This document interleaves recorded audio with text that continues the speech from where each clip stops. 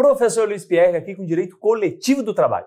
A gente já ouviu falar muito de princípios, né? E a gente sabe que os princípios, eles são tipo vetores, que eles vão ligando, eles vão informando o que a gente tem que fazer. Mas dentro do direito coletivo, eu tenho princípios? O que você acha? Mas antes de começar a aula, deixa eu falar uma coisa para vocês de princípios. Eu demorei muito tempo para entender o que são os princípios. Eu conto como eu consegui ter essa ideia. Existe um caminho de Santiago de Compostela feito, você sai da França e anda todo o norte da Espanha. E nesse caminho, quando eu fiz não tinha, né, celular, iPhone, essas coisas.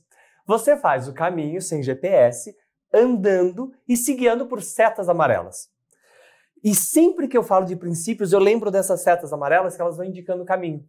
Porque você pode sair desse caminho se você quiser. Então você, quando for analisar uma lei, analisar uma norma, você pode analisar do jeito que você quiser. Mas se você seguir um princípio, pode ser que você consiga chegar no lugar mais fácil, pode ser que você consiga chegar no seu objetivo. Então o princípio, a ideia dele é te guiar, certinho? Mas vamos lá, vamos ver aqui o material comigo, vamos juntos. Quando a gente fala dos princípios, a gente vai entender que eles vão estar divididos em 3 grandes grupos aqui, tá? Os assecuritórios, que eles vão ser para condições de emergência. Eu preciso dele para assegurar o direito coletivo, tá? A figura do direito coletivo. Eu vou ter os regentes, que eles vão reger os direitos trabalhistas, e os outros, as relações sindicais entre os empregados, empregadores, entre a norma estatal e a norma coletiva. Lembrando, eu não posso ter conflito. Mas isso foi antes de 2017, né?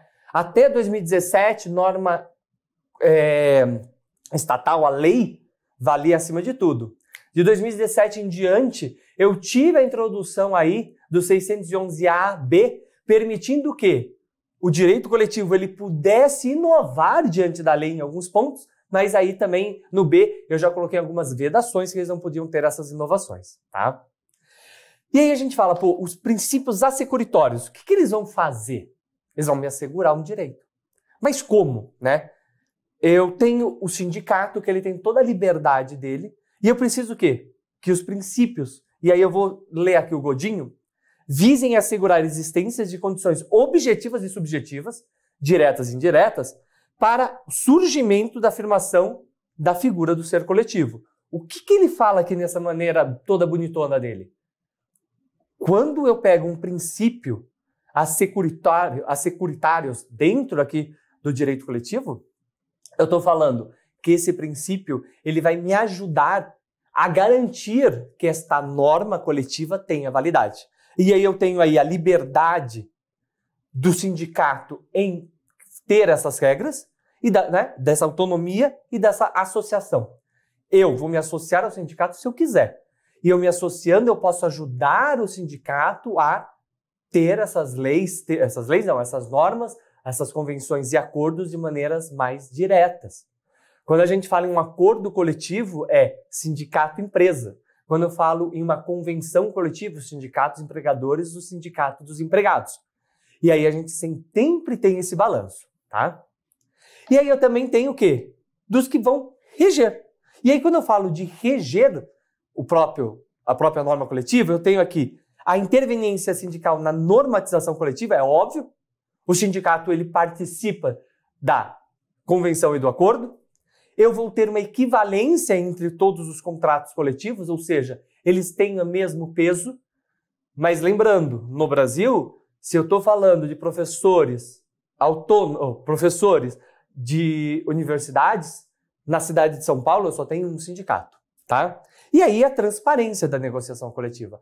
A negociação, quando a gente fala negociação da convenção, os 2 sindicatos, isso tem que ser público a todos. Quando eu falo de acordo, empresa e sindicato, tem que ser público.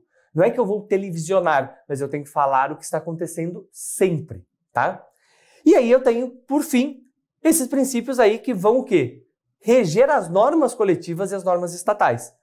Por quê? Eu vou ter uma convenção, um acordo coletivo, mas ele tem que ter validade. Eu vou poder o quê? Criar questões. O direito coletivo permite criar normas que não vão fazer parte do contrato se a convenção cair. Então eu tenho uma convenção coletiva de no máximo 2 anos e quando acabar, aquilo ali já era. Mas se eu não tenho essa convenção coletiva, faz parte do contrato de trabalho aquele direito. A gente sabe disso. Então, o direito coletivo ele permite eu inovar de uma maneira sensacional, porque nós temos que o direito do trabalho está sempre evoluindo.